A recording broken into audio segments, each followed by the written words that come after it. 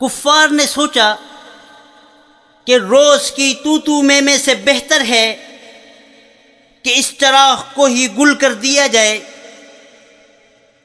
چنانچہ سن 96 ماہ ذی الحجہ میں ایک روز کفار نے مشورہ کی کمیٹی قائم کی کہ کوئی ہے جو محمد صلی اللہ علیہ وسلم کو قتل کر دے۔ عمر نے کہا میں کروں گا۔ لوگوں نے کہا بے شک تم ہی کر سکتے ہو۔ عمر تلوار لٹکائے ہوئے اٹھے اور چل دیے۔ اسی فکر میں جا رہے تھے کہ ایک صاحب قبیلہ زہرہ کے جن کا نام سعد بن ابی وقاص تھا ملے۔ انہوں نے پوچھا عمر کہاں جا رہے ہو؟ کہنے لگے محمد صلی اللہ علیہ وسلم کے قتل کی فکر میں ہوں، نعوذ باللہ۔ سعد نے کہا بنو ہاشم اور بنو زہرہ اور بنو عبد المناف سے کیسے مطمئن ہو گئے؟ وہ تم کو بدلے میں قتل کر دیں گے۔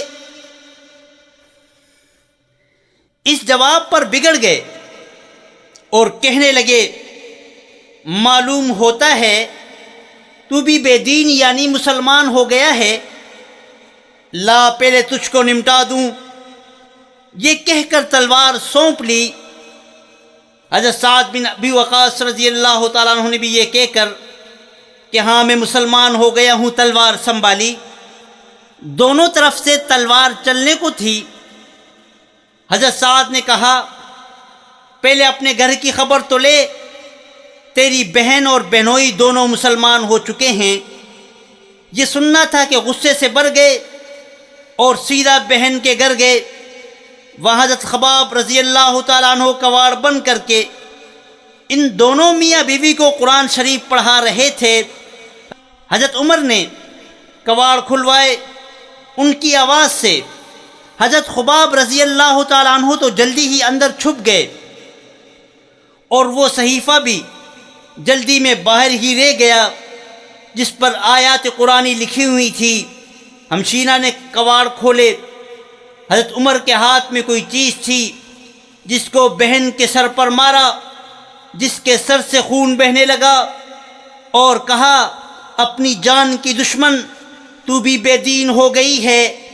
اس کے بعد گھر میں آئے اور پوچھا کہ تم کیا کر رہے تھے؟ یہ آواز کس کی تھی؟ بنوئی نے کہا بات چیت کر رہے تھے۔ کہنے لگے کیا تم نے اپنے دین کو چھوڑ کر دوسرا دین اختیار کر لیا ہے؟ بنوئی نے کہا اگر دوسرا دین حق ہو تب یہ سننا تھا کہ ان کی داڑھی پکڑ کر کھینچی اور بے تحاشا ٹوٹ پڑے اور زمین پر گرا کر خوب مارا۔ بہن نے چھڑانے کی کوشش کی تو ان کے منہ پر بھی ایک تماچے زور سے مارا کہ خون نکل آیا۔ وہ بھی آخر عمر ہی کی بہن تھی۔ کہنے لگی عمر ہم کو اس وجہ سے مارا جاتا ہے کہ ہم مسلمان ہو گئے ہیں۔ بے شک ہم مسلمان ہو گئے ہیں، جو تجھ سے ہو سکے تو کر لے۔ اس کے بعد عمر کی نگاہ اس صحیفے پر پڑی جو جلدی میں باہر رہ گیا تھا اور غصے کا جوش بھی اس مار پیٹ میں کم ہو گیا تھا، اور بہن کے اس طرح خون میں بھر جانے سے شرم بھی ان کو محسوس ہو رہی تھی۔ کہنے لگے اچھا مجھے دکھلاؤ یہ کیا کر رہے تھے؟ بہن نے کہا تو ناپاک ہے، تو نجس ہے، آپ اس کو ہاتھ نہیں لگا سکتے۔ ہر چند اصرار کے باوجود مگر وہ بے وضو اور غسل کے دینے کو تیار نہ ہوئی۔ بالآخر حضرت عمر نے غسل کیا اور اس کو لے کر پڑھا۔ اس میں سورہ طٰہٰ لکھی ہوئی تھی۔